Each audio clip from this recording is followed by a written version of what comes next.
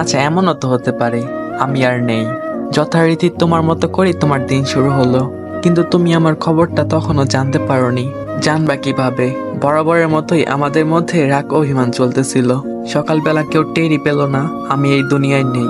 সবাই ভাবলো রাত জেগেছি হয়তো, ঘুমাক। সকাল পার হয়ে সূর্য যখন মধ্য গগনে, এবার কারো কারো মনে হলো এখনো কেন উঠতেছি না আমি। প্রথমে কেউ আমার নাম ধরে ডাকলো, কিন্তু আমি উঠতেছি না। তারপরে বেশ জোরে নাম ধরে ডাকলো কয়েকবার, তখনও আমি উঠি না। যখন আমার কাছে এসে আমার বডিটা ধাক্কা দিল, তখন বুঝতে পারলো আমার বডিটা হিল শীতল হয়ে আছে। এরপর আর কি, বাড়াবাড়ি, কান্নাকাটি, চিল্লাচিল্লি শুরু হয়ে গেল। কিন্তু তুমি তখনও জানতে পারোনি আমি আর নেই। জানবা কিভাবে? তুমি যে আমার সাথে জেদ দেখাচ্ছ।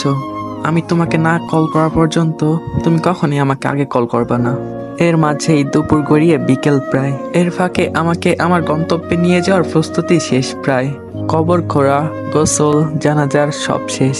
কিন্তু তুমি তখনও জানো না আমাকে আমার নতুন ঘরে আমাকে রেখে দিছে সবাই। বাদ আসর আমাকে একদম আমার নতুন ঘরে বন্দি করে দেওয়া হলো।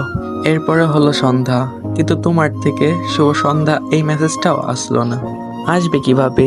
তুমি যদি আমাকে আগে মেসেজ দাও, তাহলে তো তোমার আমার সাথে করা সেই প্রতিযোগিতাতে তুমি হেরে যাবে। সন্ধ্যা পার হয়ে রাত হলো, তুমি রাতের খাবার একাই খেয়ে নিলে। অনেক সময় বসে বসে ভিডিও দেখলে, এরপর ফেসবুকে আসলে। কি মনে করে আমার ইনবক্সেও ঢুকলে। ঢুকে দেখতে পেলে আমি এখন থেকে প্রায় 22 ঘন্টা আগে অনলাইনে ছিলাম। দেখে কিছুটা অবাক হলে তুমি। হয়তো একটু চিন্তিত হয়েছিলে, কিন্তু মেসেজ দাওনি। মেসেজ দিলে তো তুমি আমার সাথে করা প্রতিযোগিতা হেরে যাবে। এরপরেও ভাবলা দে একটা কল, কিছু হলে কথাটা অন্যদিকে ঘুরিয়ে নিব। কল করলে আমার নাম্বারে, আমার নাম্বার বন্ধ। আবার করলে আবার বন্ধ। এইভাবে অনেকবার চেষ্টা করলে, কিন্তু নাম্বার বন্ধ দেখাচ্ছে। এবার তোমার একটু ভয় হচ্ছে, অসুস্থ হয়ে যায়নি তো? আমার সাথে কোনো দুর্ঘটনা ঘটে নাই তো?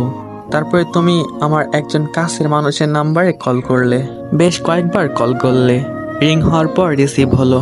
যাকে কল দিয়েছিলে সে হ্যালো বলল, কিন্তু তার কণ্ঠের মধ্যে কান্নার স্বর। তুমি জিজ্ঞেস করলে কি হয়েছে, আমার খোঁজ করলে, কিন্তু ওই পাশ থেকে বলে দেওয়া হলো আমি আর নেই। রাতে ঘুমানোর পর আমি আর উঠিনি। এরপর তোমার অনুভূতি কেমন হবে?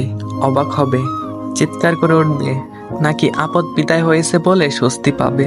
আমি জানি না সেই সময় তোমার অনুভূতি কেমন হবে। শুধু এইটা জানি, তুমি আমার সাথে যে ইগো নামক প্রতিযোগিতায় নেমেছিলে, আমি এই পৃথিবী ছেড়ে গিয়ে তোমাকে এই প্রতিযোগিতায় হারিয়ে দিয়েছি।